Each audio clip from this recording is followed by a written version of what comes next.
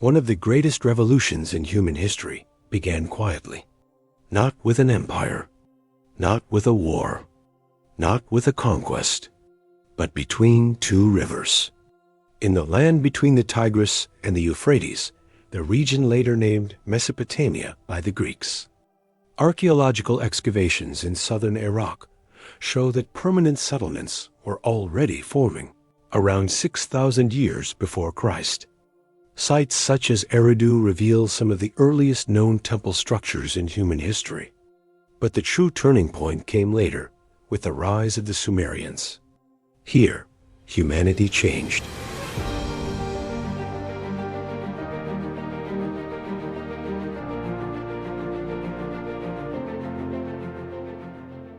Around the 4th millennium before Christ, in southern Mesopotamia, the Sumerians emerged. Excavations at cities such as Ur, Uruk, Lagash, and Kish reveal organized urban planning, temple complexes, administrative buildings, and large-scale irrigation canals. Archaeologists from institutions such as the University of Chicago's Oriental Institute have documented extensive canal systems that allowed the Sumerians to control river flooding and expand agricultural production. Agricultural surplus transformed society.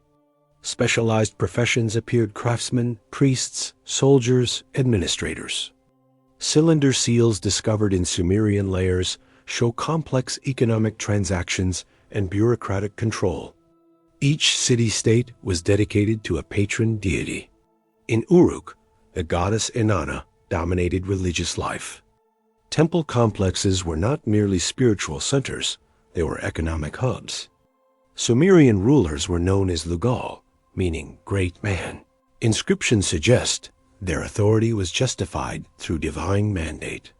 Trade networks extended far beyond Mesopotamia. Archaeological evidence shows lapis lazuli imported from Afghanistan, copper from Anatolia, and connections reaching the Indus Valley. And in this same region, one of the oldest known literary works was recorded: the Epic of Gilgamesh. Tablets discovered in the library of Assurbanipal in Nineveh preserve this story, rooted in earlier Sumerian traditions. The Sumerians did not simply build settlements. They established the first known system of organized political authority. Here, the state began.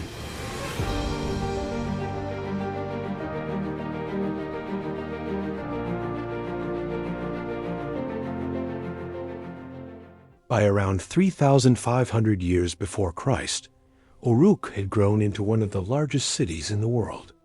Archaeological surveys suggest its population may have reached 40,000 people, an extraordinary number for its time.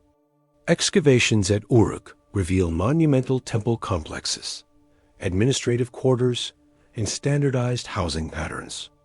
Urbanization required coordination, and coordination required record-keeping. The birth of the city created the need for something entirely new. Around 3,200 years before Christ, clay tablets in Uruk began to show inscribed symbols. These early pictographs evolved into what we now call cuneiform writing. Thousands of these tablets have been recovered and are preserved in institutions such as the British Museum and the Louvre. They record grain deliveries, labor assignments, livestock inventories, and trade agreements. Writing did not begin as literature. It began as accounting. But in solving an economic problem, humanity crossed a civilizational threshold. Memory was no longer fragile.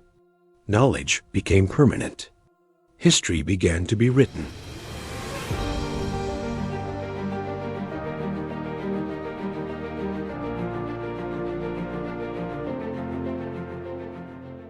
At the center of these early cities stood massive step structures, ziggurats.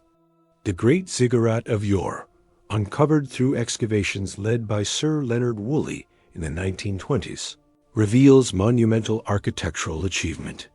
These were not merely temples. They were physical expressions of cosmic order. The ruler governed below. The gods reigned above. And the ziggurat stood between them. Power was no longer abstract. It was built into the skyline. Centuries after the Sumerians, Babylon rose as a dominant power. Around 1,750 years before Christ, King Hammurabi established one of the earliest surviving legal codes in history. In 1901, French archaeologists discovered the basalt stele bearing Hammurabi's laws in the ancient city of Susa. In 1901, French archaeologists discovered the basalt stele bearing Hammurabi's laws in the ancient city of Susa. The stele, now housed in the Louvre Museum, contains nearly 300 legal provisions. These laws regulated property, wages, marriage, contracts, and criminal punishment. At the top of the monument, Hammurabi is depicted receiving authority from Shamash, the sun god of justice.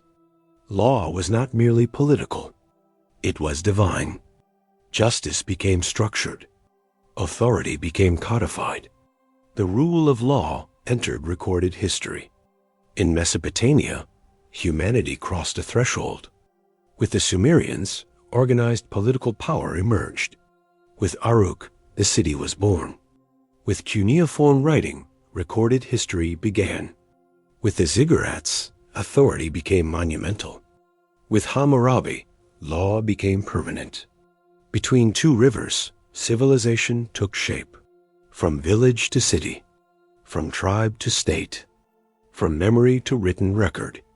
And once that transformation began, the course of human history could never return to what it had been. Civilization was no longer an experiment. It had begun.